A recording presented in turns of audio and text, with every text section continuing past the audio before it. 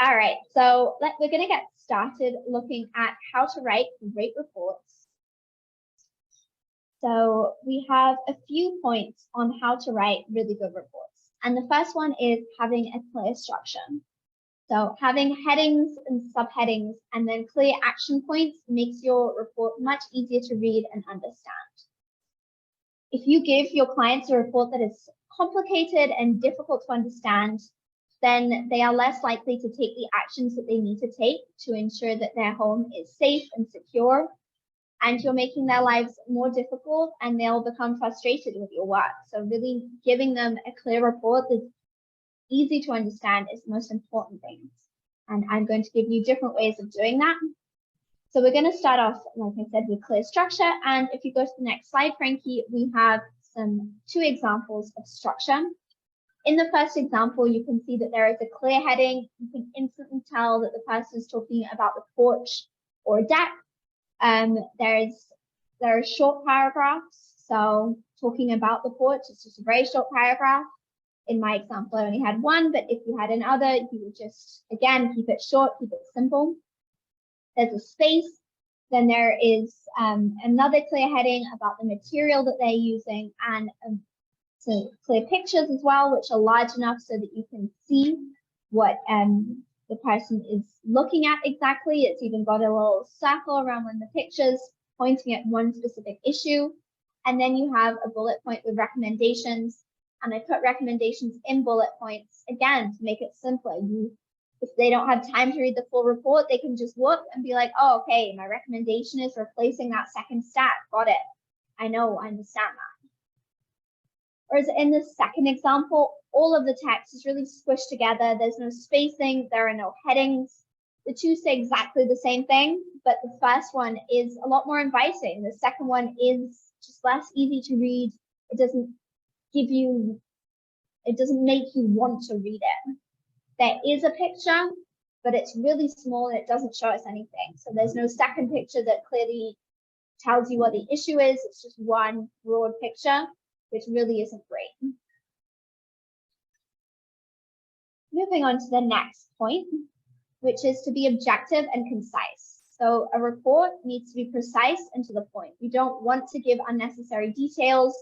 You don't want to fill it with unnecessary words. And one way that you can do that is by using the active voice rather than the passive voice. So the active voice would be saying, my wife visited the beach, whereas the passive voice is the beach was visited by my wife. And we don't really use the passive voice that much in English. It sounds very weird. The beach was visited. It doesn't work very well, and it makes the sentence much harder to understand. Don't repeat what you're saying. Make 1 point per sentence. And then if you want to repeat that problem somewhere else, repeat it in a different section. Don't keep talking about the same thing in one place unless it really is relevant, because it makes it harder to read and it makes it less likely for someone to understand what you're saying. Then focus on one issue per sentence, because again, it makes it clearer and easier to understand. There's nothing worse than a text that has no full stops. It just keeps going and you get lost and you don't know what the person's talking about anymore. So really focus on one issue per sentence. And moving on, do not use jargon. When you can avoid it, don't use any technical terms or jargon. Keep your language as simple as possible to make it easy for your clients to understand, because you really want them to understand your findings. They paid you, you went there, you took your time, you did your job well. You want them to understand what it is that you did. So by jargon, I mean both acronyms, or the full technical term. So you have here an example where I found a technical term of acrylonitrile-butadiene-styrene, also known as ABS. And if you just said either that full technical word or ABS, people might not understand you. So what I've done is I put in brackets what it is, which is that it's a type of plastic piping. And the problem is that it's weakened at a certain point. By putting it in brackets there, it's clear. People know what you're talking about. It's not really even necessary to say what it is unless you want to really make that clear. So cut down on that jargon. No one likes it when you use jargon. There's nothing worse than not being able to understand what someone's telling you. So really try not to use that. Then moving on to personalize your reports. No two houses are alike, and your report needs to be tailored to each home's uniqueness, their peculiarities. So that means that the template you use needs to be customizable. So if you're using just a Word template, that's fine, but make sure you can change it up when you realize that there's something different or there's something that you need to add in. And if you use software, make sure that you can adjust your process easily within that software and that you're not stuck to one script. You can change it on the go. You do really need to be able to adjust. You can't be set in your ways when you are doing inspections. All right, then we have including pictures.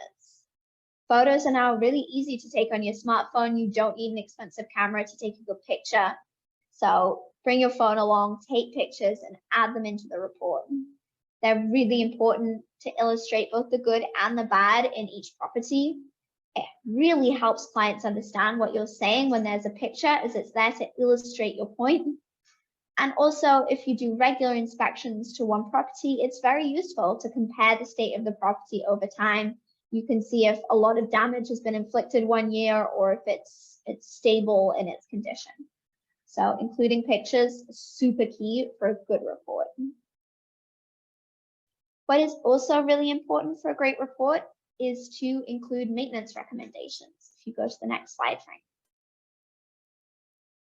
So you can include maintenance recommendations either at the end of each section or have an independent section with all your recommendations. Whichever way you choose to do it, make sure that they're clear and they're easy to follow so the client knows exactly what they have to do to maintain their home.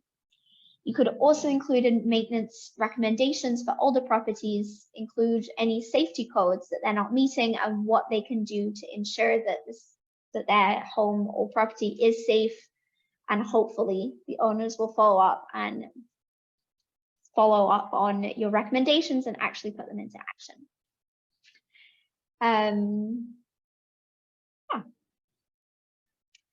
Then summarizing key points.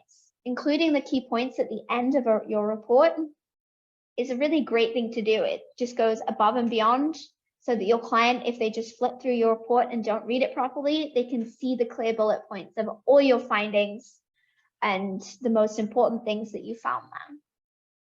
These could be linked to the maintenance or safety recommendations that I just spoke about, or it could be a completely separate section where you just conclude and summarize the most important things that you found.